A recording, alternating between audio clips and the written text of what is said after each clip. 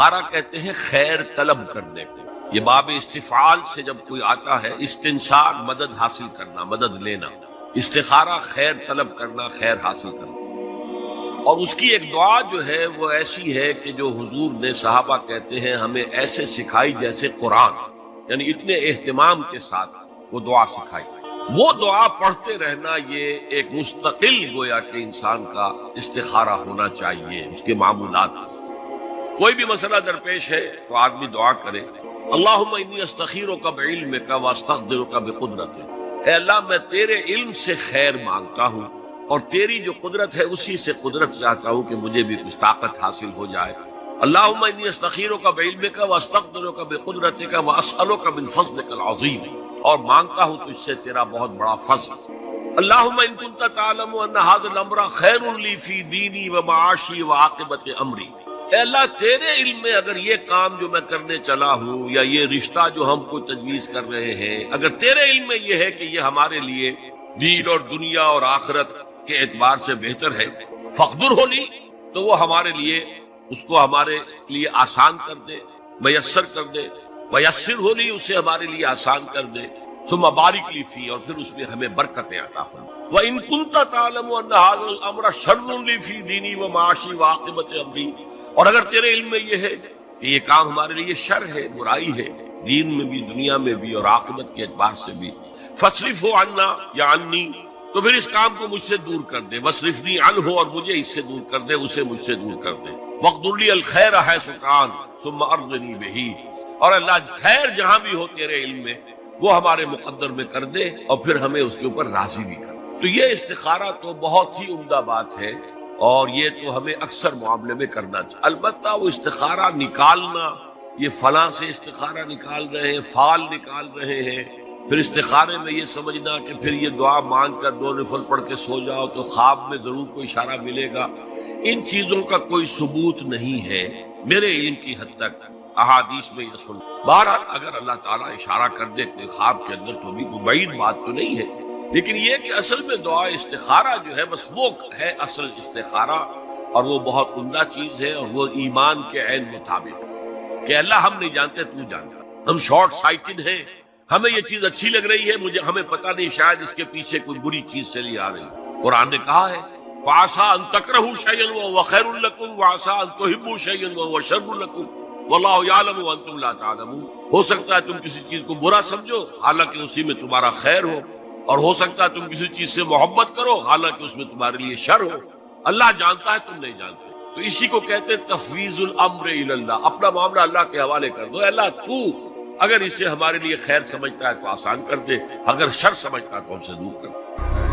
کہ وہاں فرمایا گیا تھا کہ 3 جو سب سے بڑے بڑے گناہ ہیں، والذین لا يدعون مع اللہ الہا آخر، وہ لوگ کہ جو اللہ کے ساتھ کسی اور الہ کو پکارتے نہیں، کسی اور سے دعا نہیں کرتے. ولا يقتلون النفس التي حرم اللہ الا بالحق، نہیں انسانی جان کو قتل کرتے ہیں جسے کہ اللہ نے محترم قرار دیا ہے مگر حق کے ساتھ. یعنی کوئی قانون کی دفعہ ان کے اوپر لاگو ہو جائے تو بات دوسری ہے. قتل عمد کے قصاص میں قتل ہوگا، یا یہ کہ زنا اگر شادی شدہ مرد یا عورت کرتے ہیں تو ان کی سزا جو ہے وہ رجم ہے، جو قتل کی ایک بہت ہی شدید شکل ہے، یا مرتد کی سزا قتل ہے، اور یا پھر یہ ہے کہ کافر کو قتل کیا جا سکتا ہے جو حربی ہو، جس کے ساتھ جو جنگ ہے وہ ڈکلیئرڈ ہے. ان 4 صورتوں کے علاوہ کسی انسان کو کسی حالت میں کسی جذبے کے تحت قتل کرنا جائز نہیں ہے، حرام مطلق ہے. یہ ہمارے ہاں جو وہ عزت کے نام پر آنر کلنگز جو ہو رہی ہوتی ہیں، یہ سب کے سب جو ہے جرم ہے اسلام کی نگاہ میں. کسی کو یہ حق حاصل نہیں ہے کہ اس طرح سے اپنے ہاتھ میں قانون کو لے لیں. لیکن اس کے بعد فرمایا تھا کہ جو لوگ یہ کام کرتے ہیں تو پھر یہ ہے یلقا اساما، وہ اس کی پاداش بھگت کر رہے ہیں. یضاعف له العذاب یوم القیامہ، ان کے لیے قیامت کے دن عذاب دگنا کر دیا جائے گا، بڑھا دیا جائے گا. وَيَخْلُدْ فِيهِ مُهَانًا، اور وہ رہیں گے اس میں ہمیشہ ہمیش نہایت ذلت کے ساتھ، رسوا ہو کر. إِلَّا مَن تَابَ وَآمَنَ وَعَمِلَ عَمَلًا صَالِحًا، اس میں استثناء ہے کہ جو توبہ کرے اور تجدید ایمان کرے یا ایمان لائے. اگر پہلے کافر تھا تو ایمان لائے گا، اور اگر پہلے مسلمان تھا لیکن یہ کہ یہ گناہ سرزد اس سے ہوا تو گویا کہ ایک طرح کے کفر میں وہ داخل ہو گیا تھا، ایمان حقیقی سے محروم ہو گیا تھا. تو گویا کہ تجدید ایمان کرے، الا من تاب و آمن وعمل عملا صالحا، اور پھر اس کا عمل تبدیل ہو جائے، عمل درست ہو جائے، غلط کام کو فی الواقع چھوڑ دے۔ فاولئک یبدل اللہ سیئاتہم حسنات، تو یہ وہ لوگ ہیں کہ اللہ تعالیٰ ان کی برائیوں کو بھلائیوں سے بدل دے گا۔ یہ بات جو ہے بہت بلند ہے، اس میں اللہ تعالیٰ کی طرف سے وعدہ جو ہو رہا ہے کہ فاولئک یبدل اللہ سیئاتہم حسنات وکان اللہ غفورا رحیما ومن تاب وعمل صالحا، پھر دوبارہ تکرار کے ساتھ یہ بات آ چکی ہے، جو توبہ کرے اور پھر عمل اچھا کرے، فإنہ یتوب الی اللہ متابا، تو وہ ہے جو حقیقت میں توبہ کرتا ہے اللہ کی جناب میں جیسے کہ توبہ کرنی چاہیے، عمل میں کوئی تبدیلی نہ ہو اور توبہ کی تسبیح ہوتی رہے، استغفر اللہ ربی من کل ذنب واتوب الیہ، آپ نے 10 تسبیحیں کر دی، 1000 مرتبہ کہہ لیا، یہ سب زیرو ہے اللہ کے لیے۔ ذکر کا ثواب مل جائے گا کہ اتنا وقت آپ نے اللہ کا نام لیا ہے، اللہ کا ذکر کیا ہے، اس کا ثواب تو ملے گا، لیکن یہ توبہ نہیں ہے، اس سے کسی گناہ کی معافی کا کوئی سوال نہیں ہوتا، اس سے برائیوں کے بھلائیوں میں بدلنے کا کوئی امکان نہیں ہے، اس سے اس کی سزا سے بچنے کی کوئی سبیل نہیں۔ اب سورہ تحریم میں خاص طور پر ایک خاص جو پس منظر ہے اس کے اعتبار سے یہ آیت آ رہی ہے، یا ایھا الذین آمنوا توبوا الی اللہ توبۃ نصوحا، اے وہ لوگوں جو ایمان لائے ہو، اے ایمان کے مدعیوں، دعوے داروں، توبہ کرو اللہ کی جناب میں، لیکن وہ توبہ خالص ہوگی، توبۃ نصوحا۔ اس سورہ مبارکہ کے پس منظر کو نوٹ کیجئے تو اس میں ایک خطائے اجتہادی کہہ لیجئے حضور سے ہو گئی تھی صلی اللہ علیہ وسلم، اگرچہ وہ خطا جانب خیر میں تھی، اچھے کام کے لیے تھی، برے کام کے لیے نہیں تھی، کہ آپ نے اپنی ازواج مطہرات کی دل جوئی کے لیے ایک شے جو اللہ کی طرف سے آپ کے لیے حلال تھی اس کو استعمال نہ کرنے کی قسم کھائی، تو اس پر حضور کو روکا گیا، یا ایھا النبی لم تحرم ما احل اللہ لک تبتغی مرضات ازواجک، اے نبی کیوں آپ اپنے اوپر حرام ٹھہراتے ہیں وہ شے جو اللہ نے آپ کے لیے حلال قرار دی ہے؟ کیا آپ اپنی بیویوں کی رضا جوئی کے لیے ایسا کر رہے ہیں؟ واللہ غفور رحیم، اللہ غفور ہے، رحیم ہے،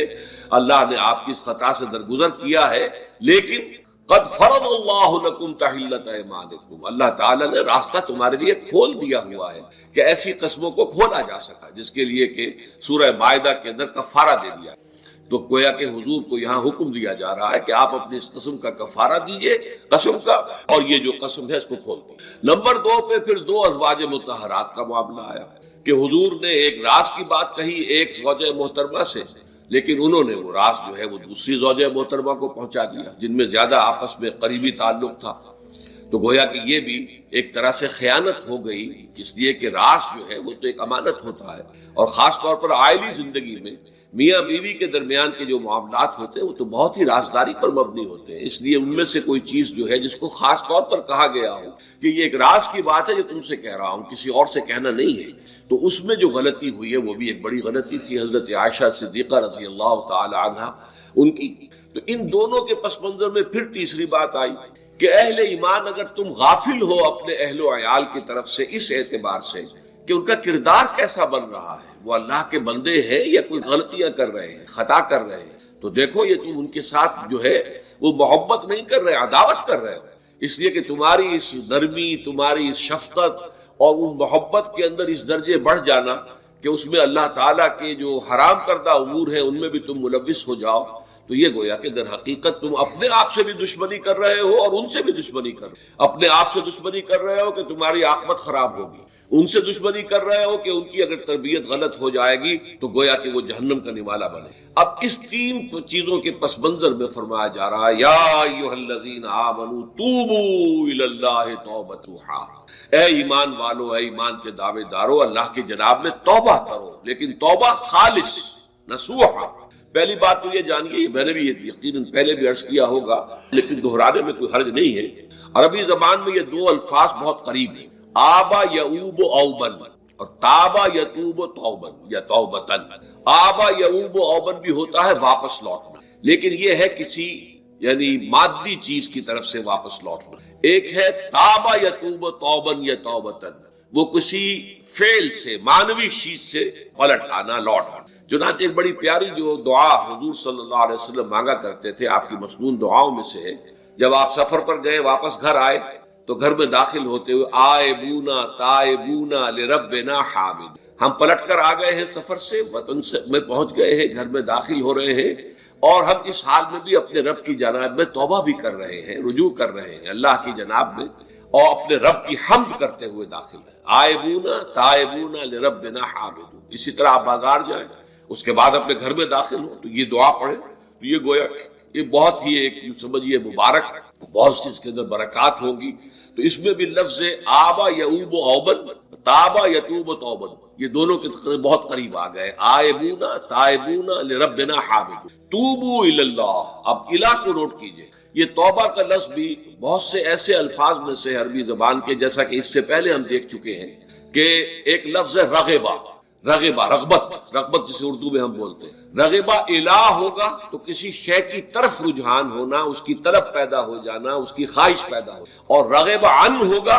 تو کسی چیز سے متنفر ہو جانا، دور ہٹ جانا، دور چلے جانا۔ ورب ایک ہی ہے، پریپوزیشن کی چینج سے بالکل برعکس نتیجہ نکلا ہے۔ ومن رغب عن سنتی فلیس منی، جسے میری سنت پسند نہیں ہے، جو اس سے ہٹتا ہے، پیچھے ہٹتا ہے، اس کو ترک کرتا ہے، اس کا مجھ سے کوئی۔ اسی طرح مالا یمیل و میلن، مالا الہ کسی شے کی طرف مائل ہو، مالا عن اس شے سے ہٹ جانا، پیچھے ہٹ جانا، نفرت ہو جانا۔ اسی میں وہ لفظ تھا صاف، فقط سقط قلوبکما،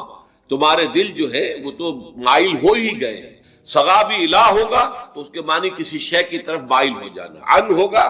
تو کسی شے سے متنفر ہو جانا۔ تو وہاں میں عرض کر چکا تھا لقد سقط قلوبکما، تو اے نبی کی دونوں بیویوں، تمہارے دل تو یقیناً اللہ کی طرف مائل ہو چکے ہیں، توبہ کی طرف مائل ہو چکے ہیں، لیکن زبان سے یہ کہتے ہوئے کہ حضور معاف کر دیجئے غلطی ہو گئی، یہ اس میں ذرا حجاب آ رہا ہے۔ ظاہر بات ہے شوہر اور بیوی کے درمیان جس طرح کا تعلق ہوتا ہے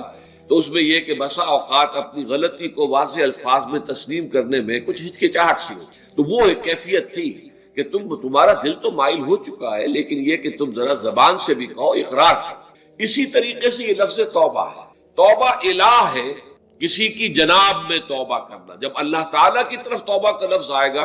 تو توبو الی اللہ توبۃ، اللہ کی جناب میں توبہ کرو۔ اور جب اللہ تعالیٰ توبہ کرتا ہے، یہ لفظ جو ہے دو طرف استعمال ہوتا ہے، تواب بندہ بھی ہے، تواب اللہ بھی ہے۔ اللہ تواب ہے، بہت توبہ کا قبول کرنے والا، بندہ تواب ہے، بہت زیادہ توبہ کرنے والا۔ وہ حدیث میں آپ کو سنا چکا ہوں، کل بنی آدم خطاؤن وخیر الخطائین التوابون، تمام بنی آدم نہایت خطا کار ہیں، گناہ گار ہیں، غلطیاں ہوتی ہیں، خطائیں ہوتی ہیں، لیکن ان خطا کاروں میں بہتر لوگ وہ ہیں جو بہت توبہ کرنے والے، رجوع کرتے ہیں، پلٹتے ہیں، ان میں پشیمانی پیدا ہو جاتی ہے اور وہ اللہ تعالیٰ کی جناب میں رجوع کرتے ہیں، تو وہ تواب ہے، بہت زیادہ توبہ کرنے والے۔ لیکن اللہ کی جناب میں توبہ جب بندہ کرتا ہے تو وہ الہ آئے گا، تابہ الہ، اس نے توبہ کی اللہ کی جناب میں۔ اللہ توبہ کرتا ہے یعنی اللہ تعالیٰ جو ہے اپنی نظر شفقت اور نظر رحمت جو پھیر دی تھی اس نے کہ ایک بندے نے گناہ کیا ہے، میرے حکم کی جو ہے خلاف ورزی کی ہے، معصیت کا ارتکاب کیا ہے،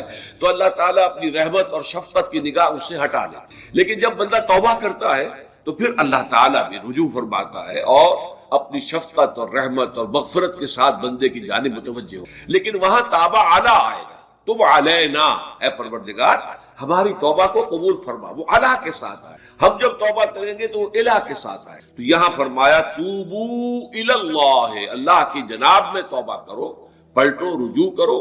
اور توبۃ نصوحا، خالص توبہ۔ اس کی جو وضاحت تھوڑی سی میں ابھی کر چکا ہوں کہ خالص توبہ سے مراد کیا ہے۔ یہ نہیں کہ بس توبہ کی ورد ہو رہا ہے اور توبہ جو ہے وہ اس کے کلمات زبان سے ادا کیے جا رہے ہیں۔ بعض لوگ ہیں وہ جو آیت کریمہ ہے اس کا 1.25 لاکھ کا ہو رہا ہے، ورد ہو رہا ہے، کتنا ہو رہا ہے، اس کی تسبیح پڑھ رہے، اس سے کچھ نہیں ہوتا جب تک کہ دل کے اندر گناہ سے نفرت پیدا نہ ہو جائے، حقیقی پشیمانی نہ ہو کہ یہ مجھ سے بہت غلط حرکت سرزد ہوتی رہی ہے، پختہ ارادہ نہ ہو کہ آئندہ یہ کام نہیں کروں گا یا کروں گی، اور یہ کہ بالفعل بھی اس کام کو چھوڑ۔ یہ 3 شرطیں کم سے کم ہیں ان چیزوں میں کہ جو حقوق اللہ میں سے، اللہ تعالیٰ کے حقوق، ان میں کوتاہی ہوئی ہے، ان میں غلطی ہوئی ہے، اس میں انسان نے کسی معصیت کا ارتکاب کیا ہے، تو 3 شرطیں۔ حقیقی پشیمانی نمبر 1، جس کے لیے میں نے اقبال کا شعر آپ کو سنایا تھا جو بالکل نوجوانی کے دور میں انہوں نے کہا تھا، اور کسی، اب میں نام بھول رہا ہوں، کوئی بہت بڑے شاعر تھے، استاذ تھے، اساتذہ، استاذ الشعراء، انہوں نے کہا تھا کہ میاں صاحبزادے اس عمر میں، اور یہ شعر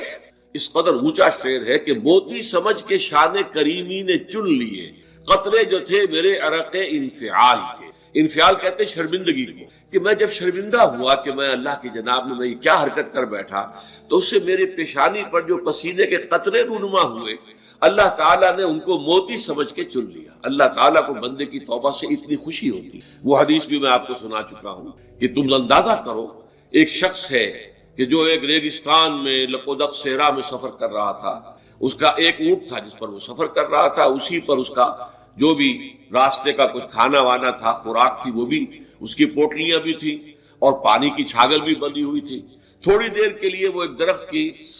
کے سائے میں بیٹھ گیا استراحت کے، وہ اسی میں آنکھ لگ گئی اس کی۔ اب جب آنکھ کھلی تو دیکھا کہ اونٹ غائب۔ اب اونٹ گویا کہ اس کی زندگی کا واحد سہارا، کہاں جائے گا بغیر اونٹ کے؟ اس دوڑا دائیں بائیں، شمال جنوب مغرب مشرق، سب میں کہیں جہاں تک وہ کر سکتا تھا اسے کہیں اونٹ نظر نہیں آیا۔ تو پھر وہ اسی درخت کی سائے میں آ کر بیٹھ جاتا ہے موت کے انتظار میں کہ اب تو موت ہی آئے گی، نہ کھانے کو کچھ، نہ پینے کو پانی، نہ سواری کہ میں کہیں یہاں سے نکل سکوں۔ اچانک دیکھتا ہے کہ وہ اونٹ تو کھڑا ہوا ہے اور وہ سامان بھی موجود ہے۔ تو اس میں فرق مسرت کی وجہ سے خوشی اتنی شدید ہوتی ہے اسے کہ وہ کہنا تو یہ چاہتا ہے اللہ میں تیرا بندہ ہوں تو میرا رب، لیکن وہ کہہ یہ بیٹھتا ہے اللہ میں تیرا رب ہوں تو میرا بندہ، یعنی اتنا وہ اپنے اس میں حواس کھو بیٹھتا ہے خوشی کی وجہ سے۔ اتنی ہی خوشی ہوتی ہے اللہ تعالیٰ کو اپنے کسی گناہگار بندے کی توبہ سے۔ اب آپ اندازہ کیجئے، یہ ہے جو تشبیہ حضور صلی اللہ علیہ وسلم نے توبہ کی عظمت کے لیے بیان ہے۔ تو اس کے حوالے سے، اور میں آپ کو فلسفے کے طور پر بھی بتا چکا ہوں کہ بہت بڑی غلطی جو ہے، جیسے ان دونوں صورتوں کا جو مرکزی مضمون میں نے بتایا تھا کہ خاندانی زندگی میں دو انتہائی کیفیات پیدا ہوتی، یا میاں بیوی کی موافقت نہیں ہو رہی تو آخری حد ہے طلاق، یا یہ ہے کہ اتنی محبت ہو گئی ہے کہ محبت کی وجہ سے شریعت کی حدود کے اندر رد و بدل ہو رہا ہے۔ تو پہلے کے موضوع کے اوپر سورہ طلاق ہے اور دوسرے موضوع کے اوپر سورہ تحریم ہے۔ تو طلاق کے معاملے میں بھی عیسائیوں سے جو بہت زیادہ غلطی، بہت بڑی سرزد ہوئی، وہ یہ ہے کہ حضرت عیسیٰ نے یہ فرمایا تھا کہ جو شخص اپنی بیوی کو طلاق دیتا ہے گویا کہ ناحق، وہ گویا کہ اس سے زنا کرواتا ہے، یعنی یہ کہ طلاق ہو گیا اس کو، اب وہ بیچاری جو ہے وہ بے شوہر کے ہے، عام طور پر متعلقہ سے کوئی شادی نہیں کرتا، تو اب اس کے فتنے میں مبتلا ہونے کا امکان موجود، وہ زناکاری پر آمادہ ہو سکتی۔ تو جس شخص نے اسے غلط طلاق دی تھی در حقیقت وہ ذمہ دار ہوگا اس زناکاری کا جو وہ کر رہی۔ یہ اصل میں ایک اخلاقی تعلیم تھی جس کو کہ انہوں نے قانونی سمجھ لیا اور طلاق کا دروازہ بند کر دیا، حالانکہ شریعت موسوی میں طلاق کا راستہ کھلا تھا، جیسے شریعت محمدی میں کہ اگر کوئی صورت ایسی ہے کہ مزاج نہیں مل رہا ہے تو ٹھیک ہے، علیحدہ ہو جاؤ، سیپریشن کا راستہ کھلا ہوا ہے۔ اگرچہ اللہ کو حلال چیزوں میں سب سے زیادہ ناپسند طلاق ہے، اللہ چاہتا یہی ہے کہ یہ بندھن بندھ جائے تو بندھا رہے ساری عمر، لیکن یہ کہ یہ بھی نہیں ہے کہ گھر کے اندر چخ چخ ہوتی رہے، چپکلش چلتی رہے، گھر کے اندر چین نہ رہے، راحت نہ رہے، باہمی اعتماد نہ ہو اور پھر بھی وہ بندھن بندھا رکھا جائے، اس کا کوئی فائدہ نہیں۔ تو قانون وہ تھا لیکن اخلاقی تعلیم یہ تھی، جیسے حضور نے فرمایا ابغض الحلال عند اللہ الطلاق، لیکن ساتھ ہی میں نے وہ حدیث بھی آپ کو سنا دی کہ جو شخص اپنی بیوی کی جو بھی اس کی روش ہے اس سے سخت نالا ہے، شکایتیں کرتا پھرتا ہے دوسروں سے، طلاق نہیں دیتا، تو اللہ تعالیٰ اس کی دعا سنتا ہی نہیں کہ جب میں نے تمہارے لیے راستہ کھلا ہوا تھا وہ تم اختیار نہیں کر رہے۔ تو یہی معاملہ در حقیقت عیسائیوں نے اس حد تک بڑھایا کہ حضرت آدم اور حوا سے جو خطا ہو گئی تھی، وہ خطا جو ہے وہ تو ہر انسان دنیا میں جو آتا ہے تو خطا کار ہے، وہ اپنے آباء و اجداد، اپنے اماں حوا اور اپنے ابا آدم کی خطا لے کر اپنے ساتھ پیدا ہو رہا ہے، تو گناہ گار ہے۔ Man is sinful from the very birth. اب اس کا کیا علاج ہوگا؟ وہ تو اس کا علاج ڈھونڈا کہ اللہ نے اپنا اکلوتا بیٹا زمین پر بھیج کر اور اسے ان لوگوں کی طرف سے کفارہ بنا لیا کہ جو ہمارے اس بیٹے پر ایمان لیا۔ یہ سارا عقیدہ بنائے فاسد علی الفاسد کیوں ہوا؟ کہ توبہ کے بارے میں تصور ان کا غلط ہو۔ اللہ قرآن مجید نے واضح کیا کہ غلطی تو ہوئی تھی حضرت آدم و حوا سے، شیطان کے بہکانے میں آ گئے تھے، لیکن یہ کہ پھر انہوں نے توبہ کی، اللہ نے تاب علیہ، اللہ نے اس کی توبہ قبول فرما لی۔ فتلقى آدم من ربہ کلمات فتاب علیہ، تو آدم نے اپنے رب سے کچھ کلمات سیکھ لیے، پشیمانی تو ہو گئی تھی، شرمندگی ہو گئی تھی، لیکن الفاظ نہیں مل رہے تھے، کن الفاظ میں اللہ کی جناب میں توبہ کروں۔ اللہ کی کمال شفقت کے اللہ نے وہ الفاظ بھی انہیں تلقین کر دیے جو سورہ اعراف کے اندر بیان ہوئے ہیں، ربنا ظلمنا انفسنا وان لم تغفر لنا وترحمنا لنكونن من الخاسرین۔ اللہ نے توبہ قبول فرما لی، فتاب علیہ۔ اب جو بچہ پیدا ہو رہا ہے نسل آدم کا، وہ کوئی اپنے جد امجد جو ہے حضرت آدم اور حضرت حوا کے گناہ کی پوٹ لے کر نہیں آتا ہے، وہ تو کل مولود یولد علی الفطرہ، فطرت الاسلام پہ پیدا۔ تو توبہ کی در حقیقت جو عظمت اور حقیقت ہے ہمارے دین میں، اس کو نہ سمجھنے سے بھی بہت بڑی غلطیاں لوگوں سے ہو جاتی ہے۔ تاریخ انسانی میں اتنی بڑی بڑی غلطیاں ہوئی۔ طلاق کے معاملے میں بھی عیسائیوں نے پھر یہ کیا کہ سوائے اس کے کوئی شکل نہیں ہے کہ بیوی زناکار ہو تو پھر تو طلاق ہو جائے گی، سیپریشن ہو جائے گی۔ لہذا جو طلاق دینا چاہتے تھے وہ ایسے مواقع پیدا کرتے تھے کہ بیوی زنا کرے، یا یہ کہ جھوٹی گواہیاں فراہم کرتے تھے زناکاری کی اور پھر اس سے چھٹکارا حاصل کرتے تھے۔ اس کے بغیر چھٹکارا حاصل کرنے کی کوئی شکل نہیں تھی۔ اس پر بڑے بڑے افسانے جو ہیں وہ مغربی لٹریچر کے اندر آپ کو ملیں گے کہ عورت سے نجات پانے کے لیے انہیں پھر یہ کرنا پڑتا کہ جھوٹے طور پر جھوٹا الزام تہمت لگا کر اس کے اوپر زنا کا الزام ثابت کرے، یا یہ ہے کہ اسے واقعتاً خود ایسے حالات میں ڈال دے کہ وہ زانیہ بن جائے اور پھر اس سے نجات حاصل۔ یہ گویا کہ پھر وہی بناء فاسد علی الفاسد، ایک غلط بات کے اوپر دوسری غلط بات کرے۔ تو توبوا الی اللہ توبۃ نصوحا، توبہ کرو اللہ کی جناب میں جو کہ خالص توبہ۔ خالص توبہ میں 3 شرائط میں نے بیان کر دی کہ اگر اللہ کے حقوق میں معاملے میں کبھی بیشی ہوئی ہے تو پھر یہ ہے کہ پشیمانی حقیقی، عزم مصمم دوبارہ نہیں کروں گا، نہ کروں گی، اور نمبر 3 یہ کہ ایک مرتبہ اس گناہ کو لازماً چھوڑ دینا۔ اس کے بعد جو ہے اگر یہ حقوق العباد میں سے ہے تو ایک چوتھی اضافی شرط ہے، یا تو اس کی تلافی کرو، اس کا پیسہ مارا تھا تو پیسہ دو، بہن کا حق جو ہے وراثت میں کھایا تھا تو اس کو ادا کرو، یا اس سے معافی حاصل کرو، یا پھر ایک شکل ہو سکتی ہے کہ اگر وہ فوت بھی ہو گیا ہے، اب کوئی شکل نہیں ہے، اس کی طرف سے صدقہ و خیرات کرتے رہو، اللہ یہ میں کر رہا ہوں اس کے حساب میں اس کو جمع کر دے، اور میری جو کوتاہی تھی اس کو معاف فرما دے، اس کو جو ہے وہ ڈیبٹ کریڈٹ ہو جائے گا۔ ورنہ پھر آخرت میں یہ ہوگا کہ آپ کی نیکیاں اس کے حوالے کی جائیں گی، یا آپ کے پاس نیکیوں کا ذخیرہ بھی کافی نہ ہوا تو اس کے گناہ آپ کے پلڑے میں ڈال دیے جائیں گے۔ اور اسی کو حضور نے فرمایا کہ میری امت کا اصل مفلس وہ ہے۔ آپ نے پوچھا اتدرون من المفلس، آپ لوگ جانتے ہیں کہ مفلس کون ہوتا ہے؟ تو صحابہ نے وہی جواب دیا جو ہم میں سے ہر شخص جواب دے گا، المفلس عندنا من لا درہم لہ ولا دینار،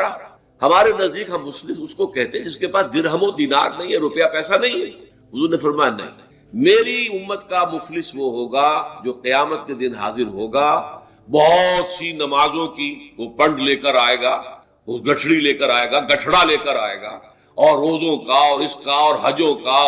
اور عمروں کا، لیکن وقد شتم ھذا واکل مال ھذا، اس نے مال کھایا تھا فلاں کا حرام طریقے سے، فلاں کو گالی دیتی تھی، فلاں پر تہمت لگائی تھی، حقوق العباد کے اندر جو ہے اس کی عزت پر حملہ کیا تھا، وہ سارے مدعی جمع ہو جائے۔ اللہ تعالیٰ کسی سے کہے گا بھائی تم اس کی نمازیں لے جاؤ، کسی سے کہے گا اس کے روزے لے جاؤ، اچھا تم لو حج لے جاؤ، اس کے عمرے لے جاؤ، اس کے بعد بھی مدعی باقی ہوں گے، تو اب مدعیوں کے گناہ اس کے پلڑے میں ڈالے جائے اور پھر وہ دوسروں کے گناہوں کے بوجھ تلے دب کر جہنم میں جائیں گے۔ تو یہ حقوق العباد کے اندر معاملہ اس سے بھی کہیں زیادہ سخت ہے کہ جو حقوق اللہ کا ہے۔ اللہ تو بڑا غفور ہے، رحیم ہے، اس کے اندر وہ رعایت بھی کرے گا، لیکن حقوق العباد کا معاملہ اللہ کہہ دے گا یہ میرا معاملہ ہے ہی نہیں، یہ تمہارا آپس کا معاملہ ہے، تمہیں اس میں تو جو بھی ہے لین دین کر کے ہی معاملہ چکانا ہوگا، دے دے کر معاملہ ہوگا، اس کے بغیر نہیں۔ تو توبوا الی اللہ توبۃ نصوحا عسیٰ ربکم ان یکفر عنکم سیئات، ممکن ہے، عسیٰ اصل میں امید دلانے کے لیے ہوتا ہے، شاید کہ ایسا ہو جائے، لیکن جب اللہ کی طرف سے یہ لفظ آتا ہے تو یہ یقینی معنی، یقینی وعدے، اللہ کا وعدہ ہے، اگر تم یہ توبہ نصوح کرو گے تو اللہ کا وعدہ ہے تم سے کہ وہ تم سے تمہاری برائیوں کو دور کر دے۔ یہ تکفیر کے لفظ کو بھی سمجھ لیجئے، کفر کا اصل معنی ہے چھپا دینا، دبا دینا، اسی لیے گناہ کا کفارہ ہوتا ہے۔ آپ سے گناہ ہو گیا، آپ نے کفارہ دے دیا تو گناہ چھپ گیا، دب گیا، اس کے اثرات زائل ہو گئے، وہ آپ کے نامہ اعمال سے اس کو ختم کر دیا۔ یہ ہے کفارہ، کفارہ۔ کفار جمع ہے کافر کی، کافر جو ہے وہ حق کو چھپاتا ہے، اللہ کی دعوت جو دی جا رہی ہے اس کو دباتا ہے، تو اس معنی میں وہ کافر ہے، انکار کرتا ہے۔ لیکن یہ کہ ایک کفران نعمت ہے، کسی نے آپ پر احسان کیا ہے اور آپ اس کا احسان نہیں مان رہے، آپ کے لیے دل میں اس کے لیے کوئی احسان بندی کے جذبات پیدا نہیں ہوئے، تشکر کا جذبہ پیدا نہیں، یہ کفران نعمت ہے۔ تو تکفیر اس کو بھی کہتے ہیں، تکفیر اسے بھی کہتے ہیں مسلمان امت میں سے کسی کو نکال دینا، اس لیے کہ وہ بنیادی عقائد میں علیحدہ ہو گیا ہے، تو یہ پرجنگ ہے، یہ بھی تکفیر ہے۔ تو تکفیر اعمال کیا ہے کہ برے اعمال کو دھو دے گا تمہارے نامہ اعمال سے، اور نمبر 2 تمہارے دامن کردار سے بھی دھو دے گا، جو غلطیاں تمہارے اوپر چلی آ رہی تھی اتنے عرصے تک تم کرتے رہے ہو، تمہارا کردار جو ہے اس سے مقدر ہو گیا ہے، اس کے اندر جو ہے خرابی پیدا ہو گئی ہے، تو اللہ اس کو بھی دھو دے گا۔ تو دنیا میں بھی تکفیر کا اثر ہوگا کہ انسان کی اصلاح ہو جائے گی، اس کی سیرت و کردار جو ہے صحیح رخ پر آ جائیں گے، اور آخرت میں یہ ہے کہ اس کا جو اعمال نامے میں جو گناہ درج تھا وہ وہاں سے صاف کر دیا جائے گا، محو کر دیا گا۔ یہ تکفیر دو گناہ ہے، اور اس میں جو ہم سورہ الفرقان میں پڑھ کر آئے ہیں وہ اس سے بھی اگلی بات ہے۔ اولئک یبدل اللہ سیئاتہم حسنات، جہاں گناہ کا اندراج تھا وہاں اب نیکی کا اندراج ہو جائے۔ تمہاری سیرت و کردار میں جو گناہ کا پہلو تھا وہ اب نیکی کے پہلو میں بدل جائے گا۔ یہ تکفیر گویا کہ دنیا میں بھی اور آخرت۔ عسیٰ ربکم، امید ہے اور اللہ کا وعدہ ہے کہ وہ تم سے تمہاری برائیوں کو دور کر دے گا۔ مطلب یہ کون انسان ہے جو برائی سے بالکل پاک ہے؟ کل بنی آدم خطاؤون وخیر الخطائین التوابون۔ توبہ کرو، توبہ نصوح کرو، اللہ تعالیٰ دھو دے گا، تمہارے دامن کردار سے بھی داغ اور دھبے صاف کر دے گا، اور تمہارے اعمال نامے سے۔ وَيُدْخِلَكُمْ جَنَّاتٍ تَجْرِي مِن تَحْتِهَا الْأَنْهَارُ، اور تمہیں داخل کرے گا ان باغات میں جن کے نیچے یا جن کے دامن میں ندیاں بہتی ہوں گی۔ یوم لا یخزی اللہ النبی والذین آمنوا معہ، وہ دن کہ جس دن اللہ رسوا نہیں کرے گا نہ نبی کو اور نہ ان کو جو ان کے ساتھ ایمان لائے۔ ان کے ساتھ ایمان لانے، ظاہر بات ہے انبیاء کے رسوا ہونے کا تو کوئی سوال ہی نہیں، یہاں اس کا ذکر جو ہے وہ تو صرف بطور تذکرہ کر دیا گیا، ورنہ اصل کیا ہے؟ جو نبی کے ساتھ ایمان لائے۔ اور نبی کے ساتھ ایمان لانے والوں میں درجہ اول کے لوگ وہ ہیں جو صحابہ کرام، جو حضور کے زمانے میں تھے، حضور کے ساتھ دیا انہوں نے اپنے جان و مال سے حضور کے مشن کو تقویت پہنچائی، جہاں حضور کا پسینہ گرا وہاں اپنی خون کی ندیاں بہا دی، اپنی جانیں دے دی، تو وہ ہے اولین۔ لیکن اللہ تعالی ہمیں بھی ان میں شامل، اس لیے کہ جیسے کہ سورہ بقرہ کی جو آخری سے پہلی آیت ہے اس کے اندر بیان فرمایا گیا کہ آمن الرسول بما انزل الیہ من ربہ والمؤمنون، ایمان لائے رسول محمد صلی اللہ علیہ وسلم اس چیز پر کہ جو ان کے اوپر ان کے رب کی طرف سے نازل کی گئی، اور ایمان لائے صاحب ایمان، وہ صاحب ایمان سب کے سب شامل ہو۔ تو قیامت کے دن اللہ تعالیٰ رسوا نہیں کرے گا، یوم لا یخزی اللہ النبی والذین آمنوا معہ، جس دن کہ اللہ تعالیٰ رسوا نہیں کرے گا نہ اپنے نبی کو صلی اللہ علیہ وسلم اور نہ ہی ان کو کہ جو ان کے ساتھ ایمان لائے۔ اور یہ آخرت کی رسوائی جو ہے بہت بڑی رسوائی، دنیا کی رسوائی انسان جو ہے اس کو بہت ہلکا سمجھے، آخرت کی رسوائی بہت بڑی ہے۔ پوری خلق خدا جہاں جمع ہوگی، پوری انسانیت جمع ہوگی، تمام آدم سے لے کر آخری انسان تک جمع ہوں گے، اور وہاں اگر رؤوس الاشہاد ہمارا پردہ چاک کیا جائے، ہمارے گناہوں کو جو ہے اعلان کیا جائے، تو وہ کتنی بڑی رسوائی ہوگی۔ اسی لیے یہ دعا مانگتے رہنا چاہیے، اللہم ربنا اجرنا من خزی الدنیا والآخرہ، اے اللہ ہمیں بچا لے دنیا اور آخرت دونوں کی رسوائی سے بچا۔ دنیا کی رسوائی یہ ہے کہ آپ کی کسی غلط کام کا چرچا ہو جائے، دنیا کے اندر پھیل جائے، آپ کی جو ہے عزت جو ہے وہ داغدار ہو جائے، اس سے بھی اے اللہ بچا لے، پردہ ڈال دے۔ جیسے کہ حضور نے لفظ استعمال کیا، اللہ یتغمدنی ربی برحمتہ، اللہ یہ کہ میرا پروردگار مجھے اپنی رحمت کی چادر تلے ڈھانپ لے۔ اللہ تعالیٰ دنیا میں بھی ہمیں ڈھانپے رکھے اور آخرت میں بھی ڈھانپ لے۔ تو یہ خزی دنیا والآخرہ، اے اللہ ہمیں دنیا کی بھی رسوائی سے بچائے رکھ اور آخرت کی رسوائی سے بھی بچا لی۔ بارک اللہ لی ولکم فی القرآن العظیم ونفعنی وإیاکم بالآیات والذکر الحکیم۔